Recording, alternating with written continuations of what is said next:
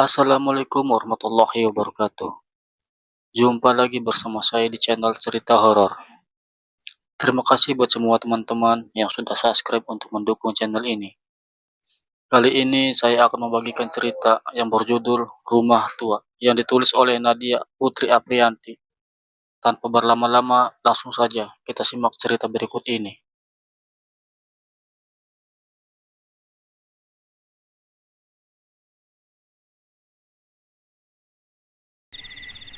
Beberapa waktu lalu, Dian dan 9 teman-temannya sedang melaksanakan kegiatan di sebuah kampung. Kampung ini terbilang masih sangat sepi, atau bisa dikatakan orang yang tinggal di kampung ini belum terlalu banyak. Sehingga dari hal itu membuat suasana di kampung ini terasa sangat mengerikan. Tak berhenti sampai di situ. Jarak antara rumah ke rumah penduduk di kampung ini tergolong masih sangat jauh, sekitar 50 hingga 100 meter. Hal itu tentunya membuat suasana di kampung ini semakin terasa mengerikan. Di sana, Dian dan teman-temannya tinggal di sebuah rumah tua kepunyaan Bahario. Dian dan teman-temannya menempati rumah yang hawa suasananya sangat berbeda. Rumah itu terdiri dari 3 buah kamar, dikarenakan dari masing-masing kamar itu sangat sempit, sehingga Dian dan teman-temannya itu pun membagi kelompok kamar. Satu kamar khusus untuk 4 perempuan, satu kamar khusus untuk 3 orang perempuan juga, dan satu kamar lagi khusus untuk 3 orang laki-laki. Rumah tersebut awalnya rumah kosong yang sudah lama tidak dihuni oleh siapapun. Dinding-dinding rumah itu masih terbuat dari belahan kayu, sehingga tak heran jika dinding-dinding rumah itu bolong-bolong atau terdapat celah-celah yang tidak tertutup sempurna. Pada saat malam pertama Dian dan teman-temannya tinggal di sana, Dian langsung disambut oleh suara misterius yang mengerikan. Dian yang sedang terlelap seketika terbangun mendengar suara tersebut. Suara itu timbul tepat di balik dinding kamarnya. Seketika Dian pun membangunkan ketiga temannya dan hendak menanyakan suara apa itu. Anehnya, setelah Dian membangunkan ketiga teman perempuannya, suara itu pun menghilang, seakan tidak ingin ketiga teman perempuannya ini tahu. "Mana ada suara?" ucap mereka. "Tadi ada loh," jelasnya kepada mereka.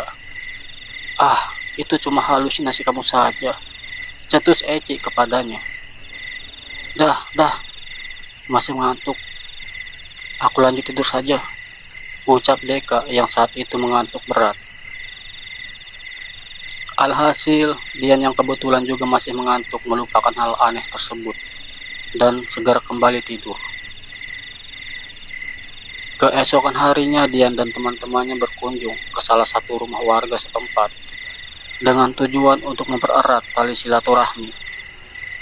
Naasnya, pada saat Dian dan teman-temannya berkunjung ke rumah warga tersebut, Dian dan teman-temannya disuguhi sebuah cerita mengerikan tentang asal-usul rumah yang Dian dan teman-temannya jadikan tempat tinggal tersebut. Sebetulnya penghuni rumah tersebut adalah seorang nenek dan kakek-kakek, dan kebetulan mereka berdua meninggal di sana. Dengan adanya cerita tersebut membuat beberapa temannya baru merasakan takut, dan Dian pun tentu semakin merasa takut tinggal di sana. Hari pun mulai gelap. Akhirnya Dian dan teman-temannya pun berpamitan untuk pulang dari rumah warga tersebut.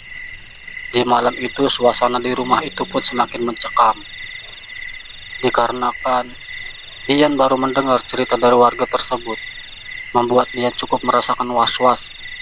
Betapa tidak, di tengah rumah yang mengerikan itu sebelumnya sudah ada orang yang meninggal di sana. Jangan-jangan suara misterius yang kudengar kemarin malam itu adalah suara kakek dan nenek itu, ucapnya kepada teman-temannya.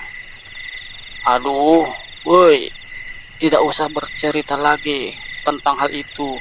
Aku takut," saut Deka. "Iya weh, aku juga," ucap beberapa teman-temannya yang merasakan hal yang sama. Tidak usah berlebihan, selagi kita tidak mengganggu mereka. Mereka juga tidak akan mengganggu kita, sahut Aryo meyakinkan. Ya sudah, lebih baik kita tidur saja, tak usah berpikir berlebihan, ucap Rian yang sudah mengantuk. Betul, ayo tidur kita, saut Derry. Gimana mau tidur kalau posisi lagi ketakut seperti ini? Dalam hati sembari beranjak menuju kamar. Beberapa jam kemudian, pas di tengah malam yang gelap gulita, dikarenakan bola lampu di kamarnya putus, dia kebelet buang air kecil.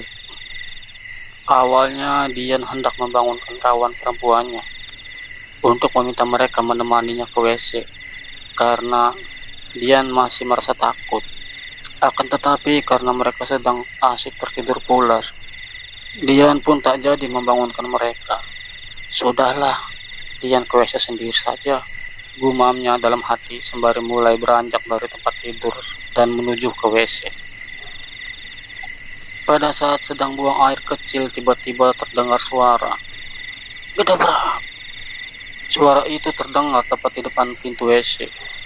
Lalu Dian pun seketika terkejut. Dian yang ketakutan buru-buru untuk beranjak dari tempat itu.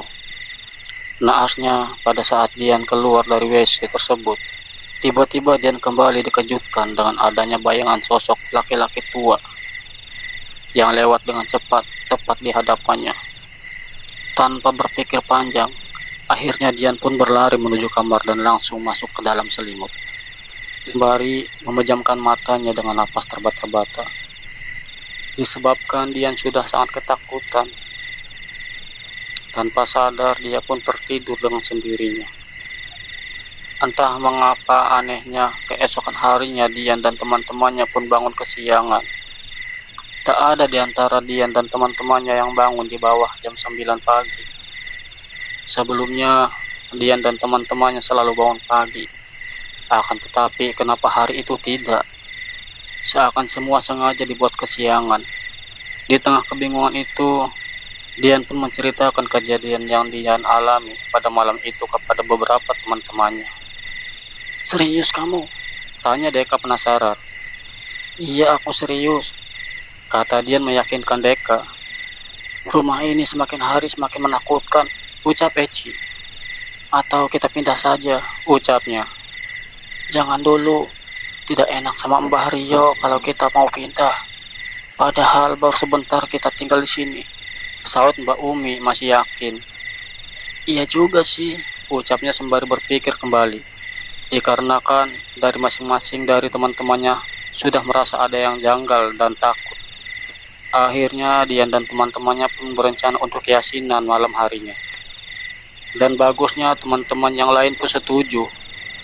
Akhirnya pada malam itu, Dian dan teman-temannya pun segera melaksanakan rencana Dian dan teman-temannya, yaitu membacakan Yasin bersama-sama di rumah itu. Tak terasa hari-hari pun berlalu. Setelah Dian dan teman-temannya melaksanakan Yasinan di malam itu, bersyukur sekali tidak ada lagi keanehan, gangguan, kejanggalan-kejanggalan, ataupun hal lain yang menakutkan dari rumah tua itu. Entah seakan semua suasana mengerikan itu seketika hilang dan tidak muncul lagi setelah Dian dan teman-temannya membacakan Yasin pada malam itu.